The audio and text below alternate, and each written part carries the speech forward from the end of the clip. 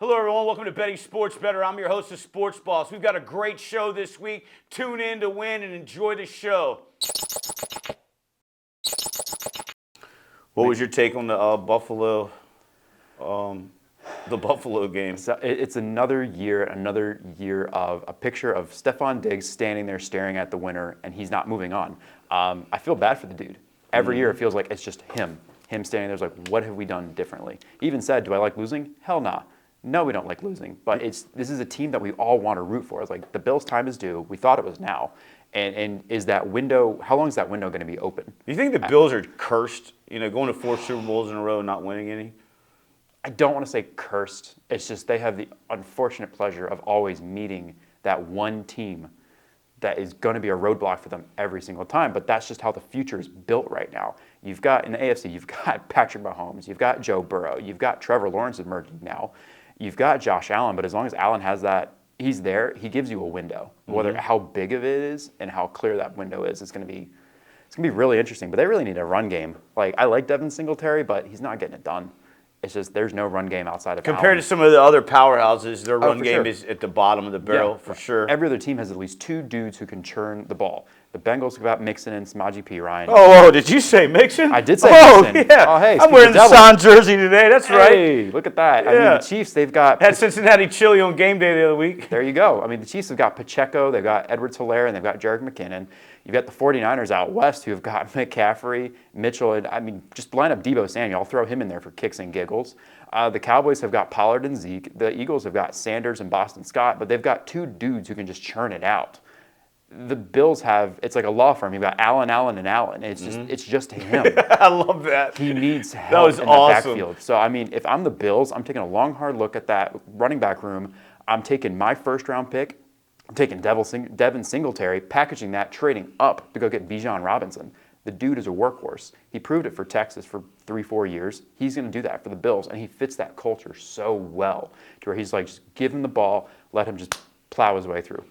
I agree. When you watch the Bills game and you watch them the last 4 weeks, that's what they're missing, hands down. Passing game looks good, but on goal line, we shouldn't be going to Allen, and Allen, running firm. The quarterback, too much pressure on him. I think there was a lot of emphasis, his mind scrambling, even when you go back to Minnesota game, just taking a knee and then tossing the ball up, losing the game. That was horrible. We don't like talking about that. Bad beats.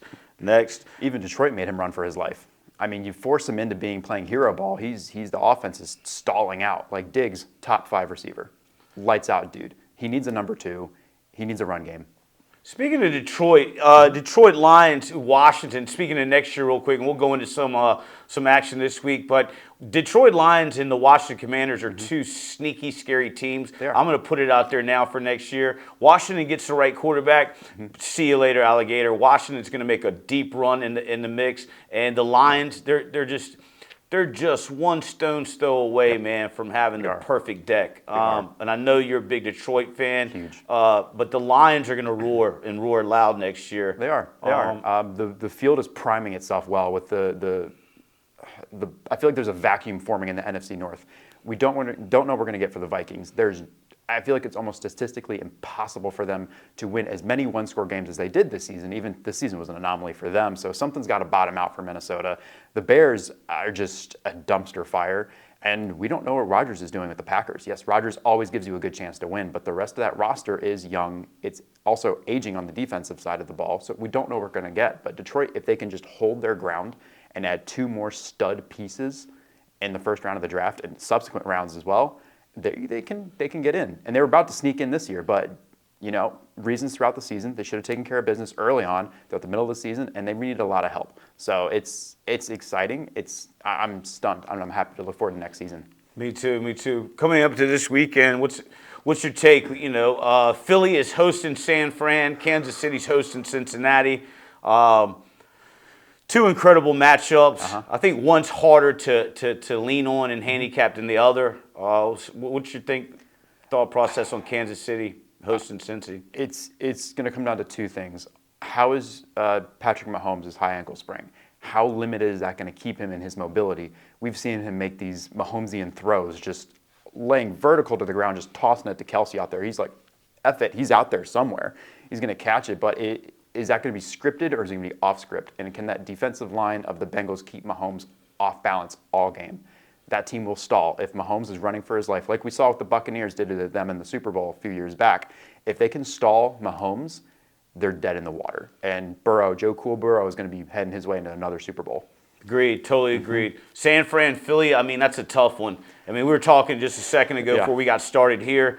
I mean, San Fran's defense, it seems like they got it covered like a blanket. Then you flip it over. Philly's offense, a lot of exposure, deep, short routes, Hurts on the running, Hurts pitching it back. Flip it over to San Fran's offense with that stingy Philly defense. I mean, they can spread them deep. They can do Kettle across the middle. They can do Debo's. I mean, Purdy can keep the ball. He's faster than what's advertised.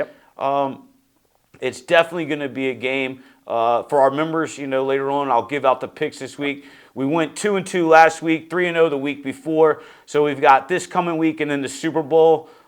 Vegas is already, reservations are booming out there. Hotel rooms are going fast to be out there for not only this weekend, but February 12th weekend. I will give a shout out to the Circa. I asked my cousin Ethan what was his favorite part about Vegas week before last, and one word, Circa. If you have a chance to stay there, go up to Stadium, swim. It's amazing. Get your rocks off at the Circa. Zach, that's about all I got right now. Well, one thing I want to touch back on this NFC Championship game. It's not the first time Brock Purdy and Jalen Hurts have faced off against each other. In 2019, Brock Purdy, quarterback for the Ohio State Cyclones, and Jalen Hurts, quarterback for the Oklahoma Sooners, tore up the field. It was a light show. Jalen Hurts passed for 273 yards, 3 touchdowns, ran the ball 22 times, 68 yards and 2 touchdowns.